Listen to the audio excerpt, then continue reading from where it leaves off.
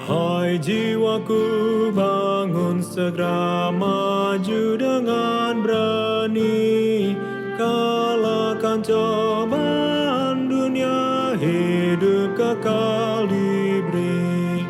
Tuhan Allah Maha Kuasa memanggil padamu, Ia memberikan pahala atas pengabdianmu. Malak surga menyaksikan imanmu yang teguh, ke tempat yang kekal itu tujukan jalanmu. Ya Juru Selamat Tuhanku, tuntunlah hidupku, mahkota kemenanganku ku serahkan padamu.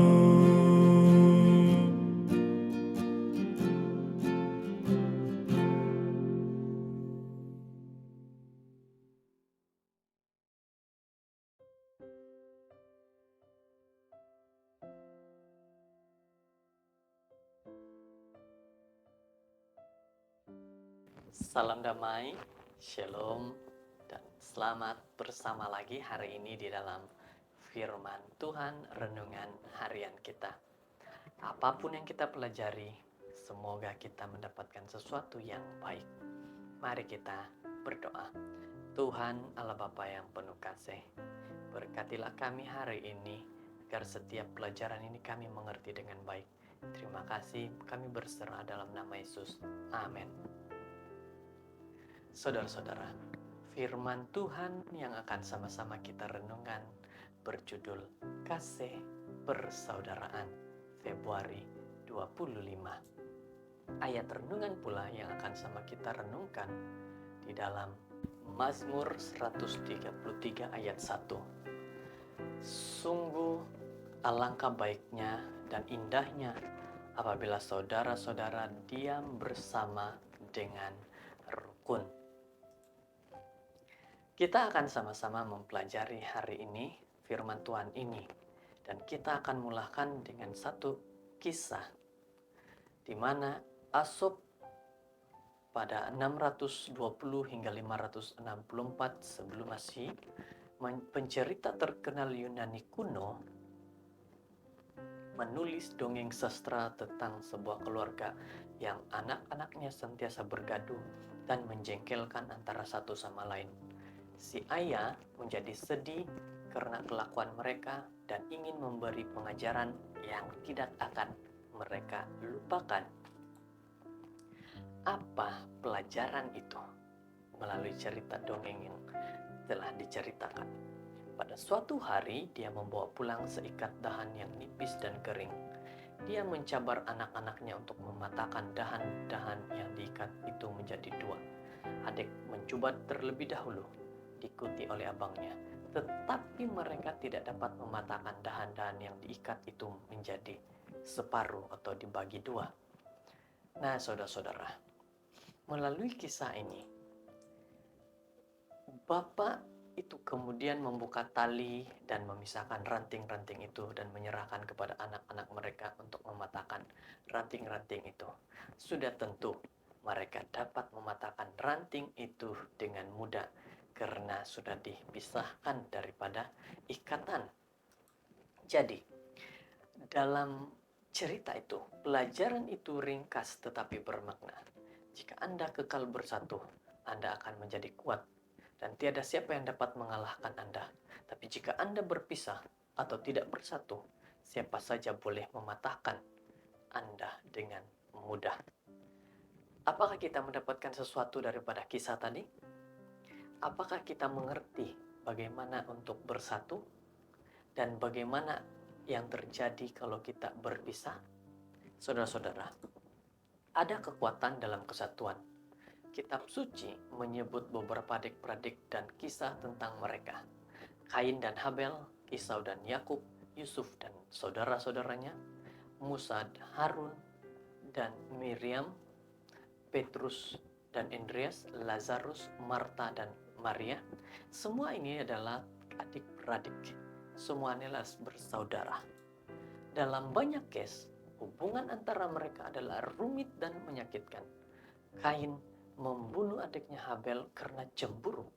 Esau dan Yakub bersaing sejak lahir untuk hak kesulungan. Yusuf telah didera dan dijual sebagai hamba oleh abang-abangnya. Musa, Harun, dan Miriam mempunyai perselisihan yang serius. Lazarus dan kakak-kakaknya sering tidak bersetuju. Saudara-saudara, bukan sekarang saja sudah terjadi konflik, tapi sejak zaman Alkitab lagi sudah memiliki konflik antara saudara. Tetapi ingatlah, kita diberitahu bahwa tidak baik ada perselisihan. Kadang-kadang pengakhiran cerita mereka gembira. Masa lain memusnahkan masa lain tidak diketahui. Apa yang nampaknya benar adalah hakikat bahwa masalah adalah perkara biasa di kalangan adik-beradik. Tuhan tidak mau ada hasad dengki, saingan dan benci antara mereka. Begitu juga dalam kehidupan persaudaraan kita dengan adik-beradik. Tuhan tidak senang akan adanya kebencian atau saingan dalam keluarga. Ingat, saudara-saudara, ayat hari ini menekankan hal ini dan menetapkan teladan untuk keluarga Tuhan, gereja, dan juga untuk keluarga masing-masing. Milikilah kasih persaudaraan supaya tetap kekal di dalam Tuhan Yesus.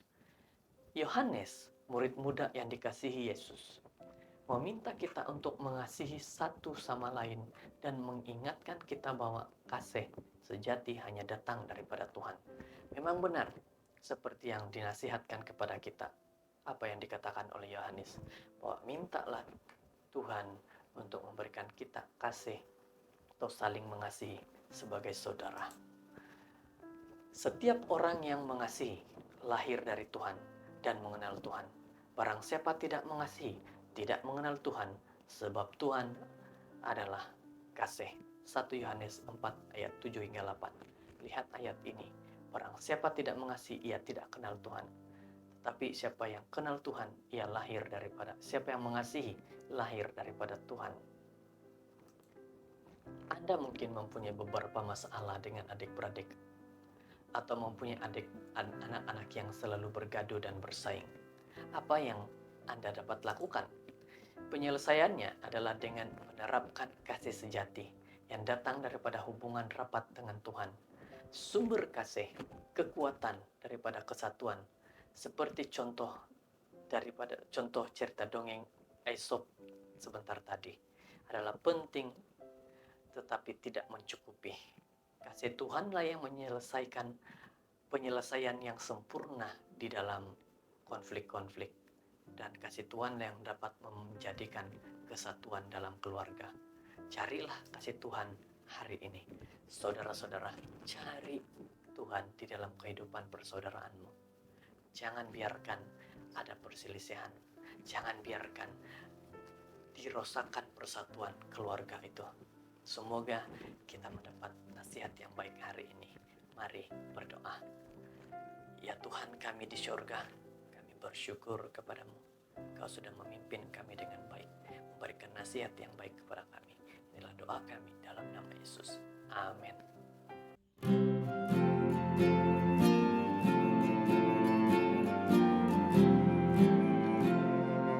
Hai jiwaku, bangun segera, maju dengan berani, kalahkan cobaan dunia, hidup kekal diberi. Tuhan Allah Maha Kuasa memanggil padamu, Ia memberikan pahala atas pengabdianmu. Malak surga menyaksikan imanmu yang teguh, ke tempat yang kekal itu tujukan jalanmu.